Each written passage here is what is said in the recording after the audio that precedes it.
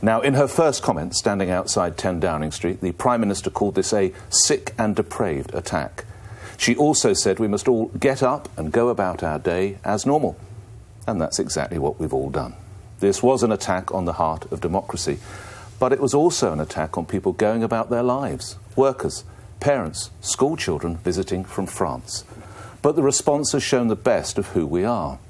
The police did their very best. The ambulance service did their very best. The public did their very best. The police have now made arrests, and we will soon learn more about the vile attacker.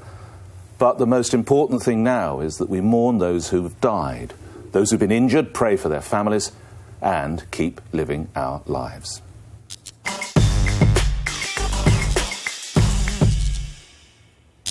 For once, everyone on the panel couldn't disagree with a single word of that, Nick. Thank you. Yeah. And also, all the statements that we've heard in the House today. I mean, it's less than 24 hours since the atrocity. Yeah. And I think that it's really hard to sum up reaction. Yeah. But I think there is a couple of things that have come out since that's happened. And we're going to leave aside those who've used this as a way of stirring up and hatred within our communities and attacks on multiculturalism. Because I think the big thing that's come out of this is what Theresa May said, is it's united we stand. We've got to go about our everyday. Those wonderful signs on the tubes which say, keep calm and carry on, or those messages for the day. These sum up London and these sum up the British spirit. I'm not going to say Blitz spirit, but this is what is the best of us. And I think it's astonishing that we've had such a calm, professional response across the media as well. Nobody's trying to whip up hatred. Everyone's just saying, give this time. And it sort of makes you feel quite proud. Let's talk about media involvement in a moment. Let's just see, this is a little of what the Prime Minister said when the MPs went back to work. Mr. Speaker, yesterday an act of terrorism tried to silence our democracy. But today we meet as normal, as generations have done before us and as future generations will continue to do, to deliver a simple message. We are not afraid, and our resolve will never waver in the face of terrorism. Carol, can I pick up on a little of what Rachel said? And I know you don't want to say Blitz spirit, but there is something about our leaders at times like this. They do say what is required of them. I thought she was first class. I thought Mayor Sadiq Khan hit absolutely the right tone. The media, the right level of coverage too? You know, there's a lot of people who need to be congratulated yesterday, you know, all the emergency services, the police. But the media, I thought yesterday, were incredibly responsible. You know, I was on Twitter like all the time yesterday and I was watching what they were saying. And what they were doing is telling people not to retweet terrible pictures of the injured. They were saying to people, don't tweet them to each other, tweet them to the police. Let them see what's going on so they can do something about it. And I thought, and I think all of the reporters that I like and respect, all the political guys who are based yards away from there, I think I've never seen it before. They were shocked yesterday in a way that I've not seen before because they were watching it. You know, usually they get there after the event and they report, but they were actually watching it yesterday. Some of them saw that poor policeman stabbed Keith Palmer. But I have to say here, and you know, this is not the day for arguments. It's not the day for scoring political points or to be on the side. However, when people keep on saying, you know, we mustn't be broken, we mustn't be cowed, we mustn't be afraid. People are afraid. You know, none of us at this table were touched personally by this yesterday. None of us know, you know, Keith Palmer's family.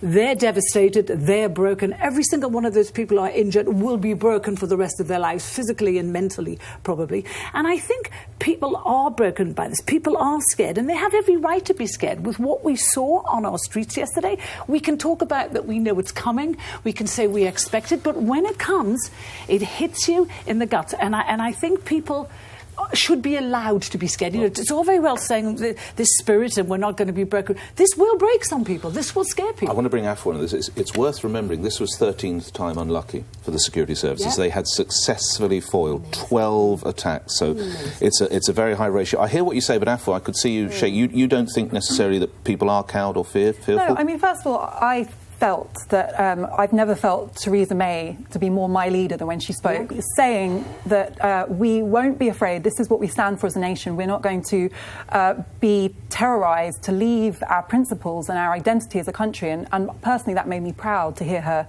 speaking in that incredibly dignified and compassionate way, but also reaffirming what I think we are about as a nation. That is the point of terrorism. It is to take away from what we stand for. Now, I hear what it does.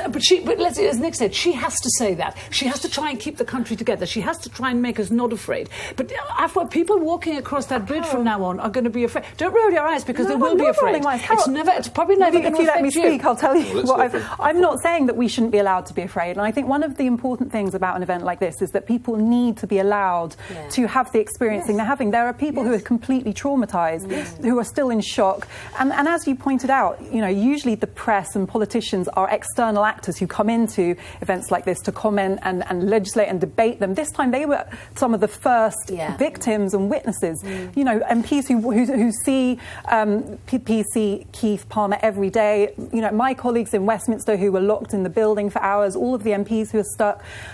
So I think that many people are afraid and are shocked. But Carol, I think what we're saying is different. Today? We're not. We're not. Today. It rocks you. One at a time. Carol, it rocks you. And anyone who has friends or family or who saw the school children there feels fearful. But the point I'm making is not that we shouldn't. If you let me finish, the point I'm making is not that we shouldn't be allowed to have the reaction that we have, because that is natural, and we all need to process this in our own way. But if you listen, for example, to Joe Cox's husband, who I heard speaking about this, I thought it was very moving to hear what he said. He said at a time like this, what he needed was the focus on the victim, on what happened to his wife, not for us to be making grand political statements or to be whipping up fear and hostility and threat. I don't think I'm doing any of those. I don't think I am whipping up fear and hostility. What I'm saying is that what scared me yesterday was the fact that this guy, he probably wasn't working on his own, however, he was on his own, and he can do that.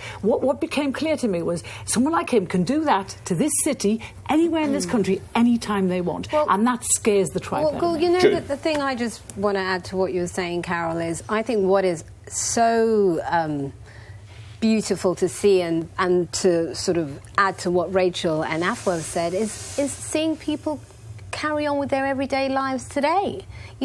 People are back on the tube, they are back to work, and yes, we're scared, but we also have that defiant spirit that says, you know what, we know we are right.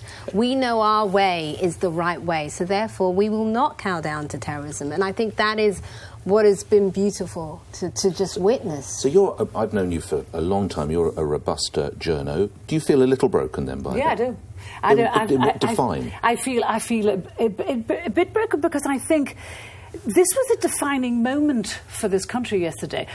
For all the reasons you guys have said, but also to show how vulnerable we are. Because no matter how much we talk, no matter how defiant we say we are, the fact remains we are vulnerable now. And we are vulnerable. If one guy can cause that kind of havoc, it's a terrible thing to say in the light of these deaths and these hellish injuries. But the fact is, we were lucky yesterday. This wasn't worse. I agree with that. It's this is not Paris. Carol, don't you think? It could have been. But don't you think part of the reason it wasn't worse is because our security services have been brilliant? It wasn't worse because it was one guy. No, because actually, if you look at how brilliant our security services have been, it's only this kind of attack that's been able to get through. The proper grand plans that have been orchestrated by proper terrorist cells. Our guys have been able to intercede. They have. And I wanted this to be. I want this to be a nice edition of the pledge, and it is going to be nice. But I sort of feel that have you forgotten the troubles? And have you forgotten? No, of course not. That's why I know we're not old enough for the Blitz, but that was when there was real atrocities and real terror on the streets of London. So this one I think to say so to the viewers that we should be broken by what may turn out to be the act of a lone, self-radicalised jihad. We have no idea who took something as domestic and normal as a car and a carving knife and went That's what's across terrifying. No, this is what's not terrifying. This is every day. We have to accept that these are everyday risks. All of us go about our everyday lives, and I like the fact that the Standard said London is open. I want to bring up, I think where Carol is right, for 1 second, where we are fortunate is if you look at these other vehicle attacks there have been, you look at Nice, it was 86 fatalities, you look at Berlin before Christmas, it was 12. It's ridiculous to say, but by comparison, we are relatively fortunate. I don't want to be dismissive of what Carol's saying, because it is worrying that these attacks are so hard to detect. I agree, we have possibly the best intelligence service in the world. We don't even appreciate what they've been able to prevent, because it hasn't happened, and it's those things that keep us safe. But the point is, Carol, what I love about this country is that we are reasonable people. We're not a hysterical nation. We resort to reason. We have the ability to be clear-headed. And I find hysterical reactions very worrying. This is not an existential threat. It is a crime by a lone, probably lone, murderous criminal. Totally no, and I think that once we make it... Let me finish, Carol. The way we live. Once you... It's trying to, but it's reactions like the one you're expressing right now, I feel, that take it a lot closer to being that. This is a lone, murderous criminal who tragically was able to kill 4 people and injure many innocent people, and we should be horrified by that and respectful of it, and we should mourn those who have suffered. We should not become hysterical, and I feel that's right. You can't, Carol. I'm sorry, you can't, because it's the end, and you're entitled to your feelings. But I have to say, I don't share them. I'm not broken.